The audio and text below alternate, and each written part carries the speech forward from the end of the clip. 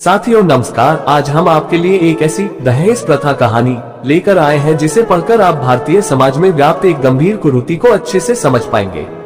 ये कहानी सत्य घटने पर आधारित है जिसे हमें हमारे एक पाठक ने भेजा है। आशा है आपको हमारी यह कहानी पसंद आएगी। दहेज प्रथा कहानी। साल 2037 की वो शाम, गमी से बुरा हाल कूलर की हवा में बैठा हर रोज की तरह में टीवी देख रहा था। टीवी तो क्या, डब्बा था डब्बा। लेट तो हमने राजू की शादी में संदीसा को गिफ्ट में दे दिया था। बस तब से हम इसी से काम चला रहे थे। हालांकि जब हमें ये हमारे ससुराल से गिफ्ट में मिला था तब ये किसी लेट से कम नहीं था। तभी मोबाइल की घंटी बजी। फोन राजू के ससुराल से था।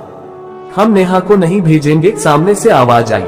कोई बात नहीं, बच्चों की भी अभी छुट्टी चल रही है, कुछ दिन और रहने दो। मैंने कहा हम उसे अब कभी नहीं भेजेंगे। समधी जी ने कहा क्या हो गया, अभी तो खुशी खुशी गई थी बहू यहाँ से। मैंने बात को संभालते हुए कहा वो तो खुश है लेकिन हम खुश नहीं है। आप तो हमारी बेटी को ले गए, अब हमारा ध्यान कौन रखेगा? समधन जी ने पीछे से कहा। मैं कुछ समझा नहीं। मैंने कहा समझाना समझना कुछ नहीं है, गर्मी बहुत है, हमें एक्ट चाहिए वरना अपनी बहू को भूल जाओ। और फोन कट गया। लेस देन मेरे पैरों तले जमीन खिसक गई थी। मुझे कुछ समझ नहीं आ रहा था कि मैं क्या करूं। हालांकि मुझे इतना जरूर पता था कि जिस चीज की वे लोग मांग कर रहे थे वो दहेज था। मैंने राजू को आवाज लगाई, बहू के साथ कुछ झगड़ा हुआ था क्या? मैंने पूछा। नहीं तो, वो तो बहुत खुशी से जा रही थी, बहुत दिनों बाद अपने मम्मी पापा से जो मिलने वाली थी। पर हुआ क्या, वे अब बहू को नहीं भेजेंगे। फोन पर अभी उन्होंने इसी की मांग की है। लेकिन पापा ऐसा कैसे हो सकता है? नेहा को तो पता है कि शादी का कर्जा ही अभी उतरा नहीं है, तो फिर यह है सी। राजू ने गीता को कसूरवार ठहराया। लेस देन बातचीत अब कौतूहल का विषय बनती जा रही थी। Greater than less than Raju की माँ, जो काफी देर से रसोई से हमारी बातों को आटे की पिटाई करते हुए सुन रही थी, अब बातचीत का हिस्सा थी। ये भी तो हो सकता है कि बहू को इस बारे में कुछ पता ही ना हो, राजू की माँ ने कहा। लेस देन किसी सास का अपनी बहू पर इस तरह का विश्वास मैंने पहली बार देखा था। क्या हुआ दादू? राजू की छोटी बेटी ने कहा। लेस देन शायद समाज के इस पहलू ने उसे भी अपनी किताबी दुनिया से बाहर आने पर मजबूर कर दिया। तुम अभी छोटी हो, तुम नहीं समझोगी, राजू ने उसे टोकते हुए कहा। क्यों नहीं समझोगी? मुझे पता है आप लोग दहेज प्रथा एल की बात कर रहे हैं। छोटी के इस शब्द दहेज ने सभी को स्तब्ध करके रख दिया। मैंने अपनी हिंदी की किताब में पढ़ा था दहेज के बारे में। शादी के समय वर पक्ष द्वारा वधू पक्ष से किए गए उपहार की मांग को ही दहेज कहते हैं। दहेज की परिभाषा देकर छोटी ने अपने बड़े हो जाने का प्रमाण तो दिया, लेकिन इस शब्द की गहराई से वो बिल्कुल अनजान थी। लेकिन दादू, ये दहेज प्रथा तो कब से बंद हो गई? और वैसे भी दहेज तो लड़के वाले मांगते हैं ना, तो फिर नाना जी हमसे क्यों मांग रहे हैं? छोटी ने कहा। लेस देन छोटी के इन सवालों ने मुझे वापस अपनी उस दुनिया में ले जाकर खड़ा कर दिया जहां मैं कभी इन मुद्दों पर अपनी राय रखता था।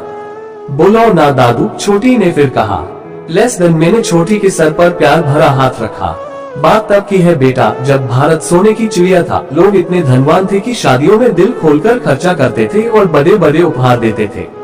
समय के साथ भारत सोने की चिड़िया तो नहीं रहा, पर उपहार देना एक प्रथा बन गई और धीरे धीरे ये प्रथा सिर्फ लड़की वालों के लिए रह गई। लोग अब शादी के लिए बड़े बड़े उपहारों की मांग करने लगे और जन्म हुआ दहेज प्रथा का। समय के साथ दहेज ने अपना भयानक रूप दिखाया और जो लोग दहेज देने में सक्षम नहीं थे वे लड़कियों को बोझ समझने लगे। दहेज के लालच में लोगों ने अपनी बहुओं को प्रताड़ित करना शुरू कर दिया। दहेज का भयानक रूप तो तब सामने आया जब दहेज के डर से लोगों ने बेटियों को मां की कोख में ही मारना शुरू कर दिया। धीरे धीरे लड़कियों की संख्या लड़कों के मुकाबले कम होने लगी। लड़कियों ने भी अपने अस्तित्व को बचाने के लिए जी तोड़ मेहनत करना शुरू किया। अब लड़कियां हर क्षेत्र में लड़कों से कंधा मिलाकर चलने लगी, लेकिन लड़कियों की संख्या में हुई वो कमी आज भी है और इसीलिए शादी के लिए आज लड़की वालों की तरफ से पैसों और उपहारों की मांग की जाने लगी। और तब दहेज का एक दूसरा रूप सामने आया। एक प्रथा ही दूसरी प्रथा को जन्म देती है। फंदा यह है कि किसी प्रथा को खत्म करने की बजाय उसके सही और गलत पहलू की ओर ध्यान दिया जाए। तभी दरवाजे की घंटी बजी। छोटी ने दौड़कर दरवाजा खोला, हाथों में बैग और आंखों में आंसू लिए नेहा दरवाजे पर खड़ी थी। आज से यही मेरा घर है, मैं वो घर छोड़ आई हूँ पापा। जो मेरा सौदा करे वो मेरे माँ बाप नहीं हो सकते, नेहा ने राजू की तरफ देखते हुए कहा। राजू की आंखें भर आई। उसने दौड़कर नेहा को गले से लगा लिया। लेस देन आज फिर एक बेटी ने परिवार को बिखरने से बचा लिया था। नारी के अटूट प्रेम का बेजोड़ उदाहरण आज मेरे सामने था। मैंने अपने हाथ पर प्यार भरा एक हाथ महसूस किया। दो प्यार भरी आंखें गली के नुक्कड़ तक घुमाने का निमंत्रण दे रही थी। राजू की माँ और मैं बुढ़ापे के उस सफर में मोहब्बत का हाथ थामे आज थोड़ा दूर निकल आए थे, ताकि शाम के खाने में प्यार का थोड़ा तक्का और लग जाए।